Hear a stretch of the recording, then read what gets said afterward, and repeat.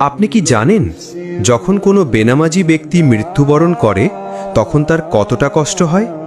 হাদিস অনুসারে যখন কোনো বেনামাজি ব্যক্তির মৃত্যুর সময় হয় তখন মালাকুল মউত 4 জন আযাবের ফেরেশতা সঙ্গে নিয়ে তার কাছে উপস্থিত হয়।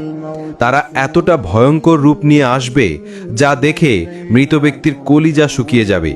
তখন তার কলিজা ফাটা পিপাসা লাগবে। তখন যদি তাকে সমুদ্রের সমস্ত পানীয় পান করানো হয় তবুও তার পিপাসা মিটবে না।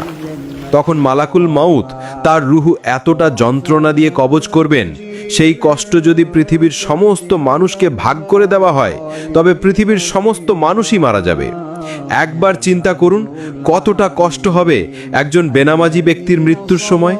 হে প্রিয় ভাই ও বোনেরা, আমি আপনাদের পায়ে ধরছি, নামাজ ত্যাগ করিয়েন না। কবরের আযাব খুবই ভয়ঙ্কর।